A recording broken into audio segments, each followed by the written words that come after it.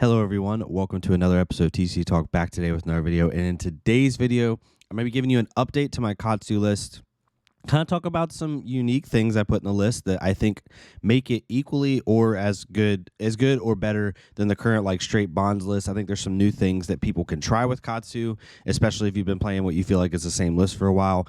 I'm really excited to show you kind of where my head's at with it. So if you're new to the channel, welcome. Thank you so much for stopping by. Hopefully you enjoy your stay.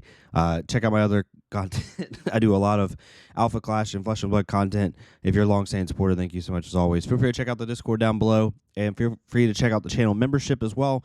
It's basically like a Twitch sub, another way to support the content if you so choose. I would really, really appreciate it. It really helps me get to events, buy product for the channel, do giveaways, stuff like that. So we're also going to be doing a playmat giveaway here soon for hitting 3,000 subs. I just got to get the playmats together and then put them up. So hopefully you all enjoy that. But yeah, we'll get right into it. I'm going to pull this up really fast. And this is my newest Katsu list. So with this list, Bonds of Ancestry completely changed Katsu, right? It gave him a lot more consistency, a lot more inevitability. Being able to tutor off Katsu, and potentially get a mass trigger, you can just really fix your hand to do exactly what you want to do. In the deck, it's the best version of the deck, right? You have to have Bonds of Ancestry in the deck, in my opinion, at a high level in order to have Katsu make sense. But I'll be honest with you, playing straight Bonds list to me, and this is just a personal thing, this isn't a competitive opinion, it's more of a personal opinion, it's just kind of not as much fun. It took away what the elegance, for me, the elegance of Katsu is.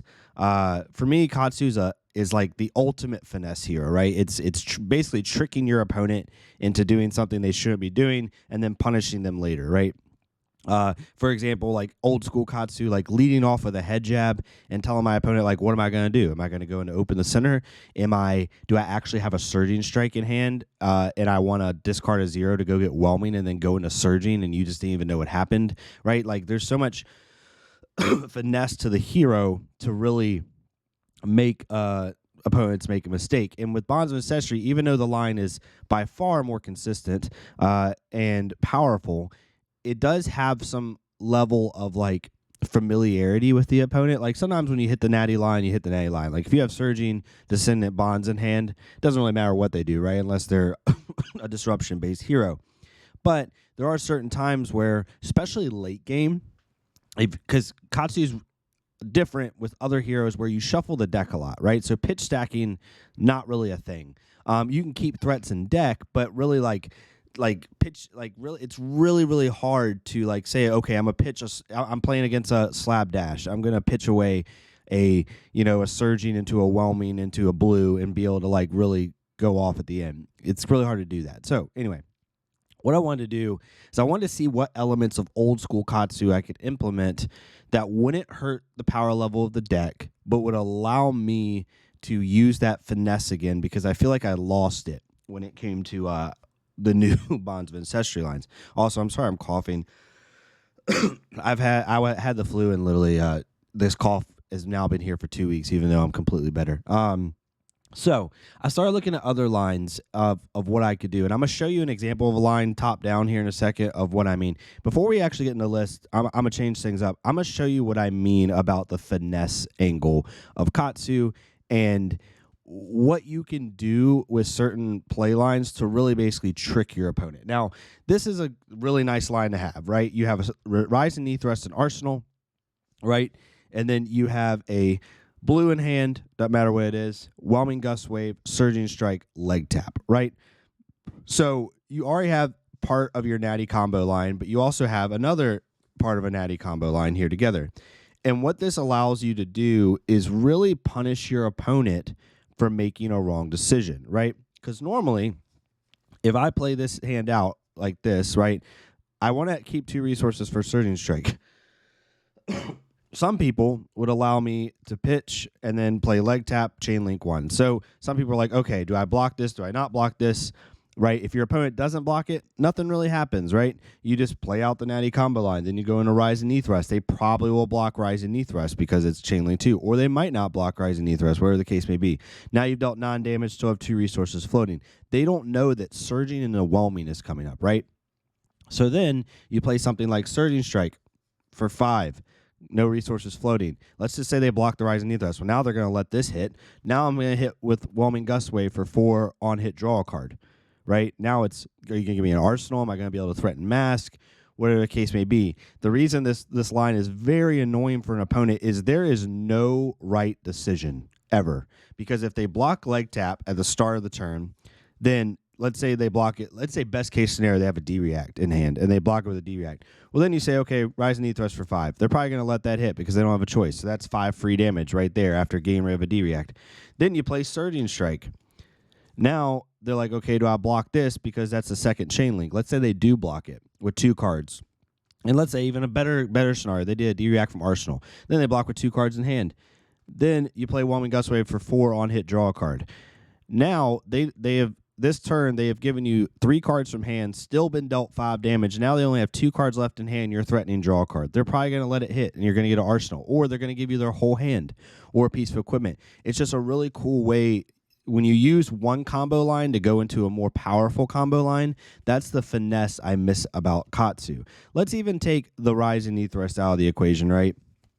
And let's just say there's certain times where I have to get a different card here. We just have a random 0 cost in hand. Let's say we have a Warmonger's Diplomacy instead of a Whelming Gust Wave, right? So now instead of a Whelming Gust Wave, take this out. This is our hand, 4-card hand. Leg tap, Surging Strike, Winds of Eternity, Warmonger's Diplomacy. Now, we can do several things, but the main thing I would probably do is pitch away the Winds of Eternity, play a leg tap. They have 2 options here. They can let this go or not. Let's say they don't let it go. They let it go, Well, you discard Warmonger's Diplomacy, you go get your Whelming Gust Wave, you place, they've just let 4 damage hit. Now you're going to play Surging Strike for 5. Now you've been threatening 9 damage unblocked. And if they let this go, which they probably will because they want to block the Whelming that they can see and banish, then you just dealt 9 damage for free, and now you're threatening draw a card. And now they're going to, let's say they don't have a D-React. They just let 9 damage go to give up 2 cards or a card and equipment or a D-React, right? Like just the finesse of being able to go from one combo line to another is really, really nice. And in New Katsu, as we go back here to the normal page, in New Katsu, you don't really get that option, right? There's no weaving combo lines together to make your opponent make a mistake. There really isn't. And that's the part of Katsu that I missed. And I think if I can find a way to bring that back without losing power to the deck, then I'm doing a really good job. And so I went through all these combo lines, and the leg tap line is the best one to use because it does several things, right? One, it gives breakpoints, way more breakpoints, right? The head jab line's the second best line because it has natural go again at the start, but it doesn't hit a breakpoint. And breakpoints in this list are very, very key because if I lead with a head, let's say the exact same scenario I just showed you top down, but I'm using the head jab line. So I lead with a head jab because I'm trying to make you let it hit so then I can go into the whelming line. Well, they can block that with 1 card unless they use breaking skills. Leg tap, they're forced to use a D-React, and that's if I don't have Ancestral, a D-React, a card and equipment, or 2 cards from hand. It's a lot more to ask of them chain link 1 than a head jab is, right? Or than 100 wins is, or something like that. Then, if they let this hit, they have another severe breakpoint attack in 5, where they have to give 2 cards from hand, or a D-React and equipment, or something along nature. It just makes, these are very annoying cards to block. They're honestly just as annoying as Surging Strike. And for the value, technically, excuse me, for the value, the full line is 2 resources for, depending if you can swing with Hurricane Technique again. This is for 5 off of Rising Ethos. Rising Ethos is 5, and leg tap is 4. It's a 2 resource, 14 damage turn for technically 4 cards. So 4 card, 14 threatening mass trigger, and all 3 attacks are 4, 5, 5. So they're very hard attacks, very annoying attacks to block. So that's why I chose that line. It's efficient. It curves really well in a Surging Strike, right? Being able to play leg tap for 1 into Surging Strike for 5 off of a blue. It's a 3-card 9. It's on rate technically, right? 3-card 9 on rate technically. However, I really enjoy the fact that it just curves really well. So that's what we've been playing. I've been really enjoying kind of what I just showed you in the list. It really helps you be able to weave combo lines in and really be able to punish your opponent. I've also had times where I've had to, so I had something like leg tap in hand, whelming gust wave, right? I'm just thinking of the line Bonds of Ancestry into, and then a random zero cost. Excuse me. Off a tunic or heart and cross trap, I play leg tap. They let it hit potentially, and then you discard a zero cost to go get Rise and Knee Thrust. You pop Breeze Rider Boots. You play Rise and Knee Thrust for 5, go again. You play Whelming Gust Wave for 3, go again. You play Bonds of Ancestry for 4, go again. Then you play like Fluster Fist for 4, right? So I just went 5 or 4, 5. That's 9, 12 damage, 16 damage, and then 20 damage. 20 damage turn, weaving in both lines. And because what I've found with a lot of games with Breeze Rider Boots is, in certain situations, this card is really broken. It allows you to do the loop with whelming and bonds and actually do crazy stuff. It also can be a oh shit, get out of jail free card when your opponent just doesn't want to block, right? When I play Kadachi whelming, if you let it hit, which you don't really want to block it, but if you let it hit, then I can go get bonds, then go get fluster, and you just gave me 8 more damage, right? So there's a whole level to that. But what this allows you to do is utilize Breeze Rider Boots a little bit more efficiently. Being able to weave in between lines really helps. And then also leg tap's just a really efficient line. And honestly, this hasn't hurt my efficiency. I haven't felt any less like bricky hands or anything like that. It doesn't, because you have more starters. Like, you just added starters into the deck. I mean, this deck has 3.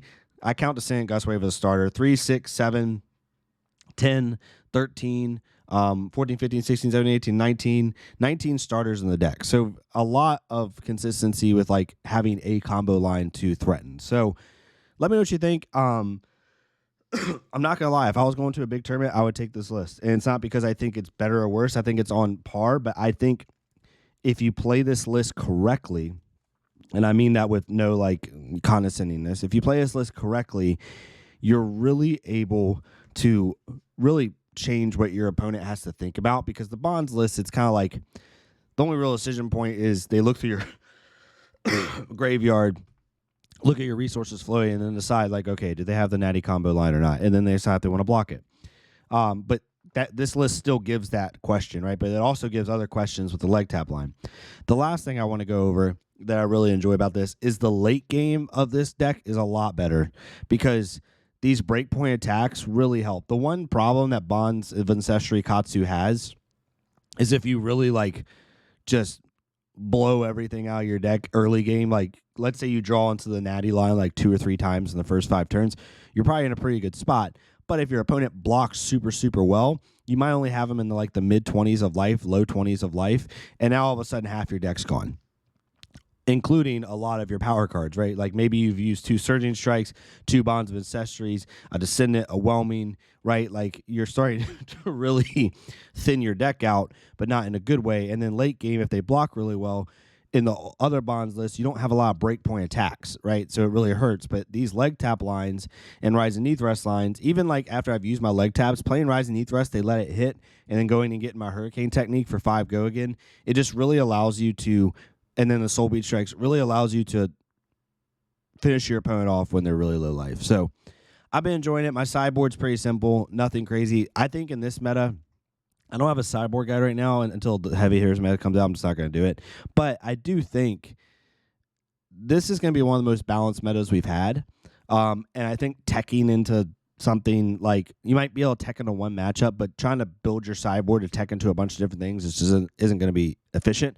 Just build a sideboard that makes sense for your hero. So for me, I have a lot of defensive pieces for like Guardian and Warrior.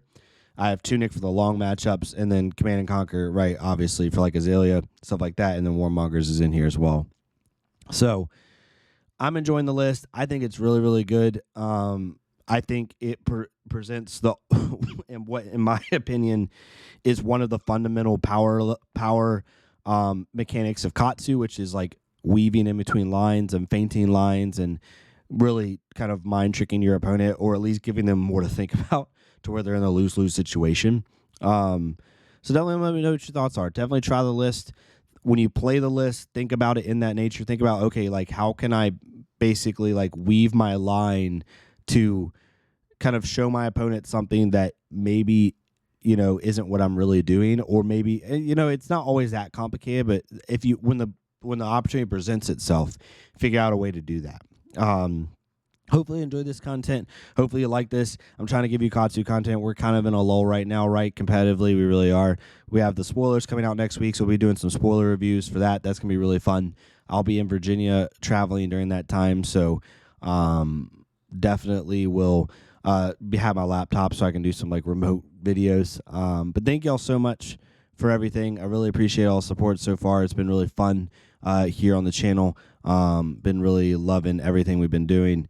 All the positivity. Thank you so much for supporting the Alpha Clash content too. It means a lot. But yeah, hopefully you have a good rest of your day, and I'll see y'all next time on TCG Talk.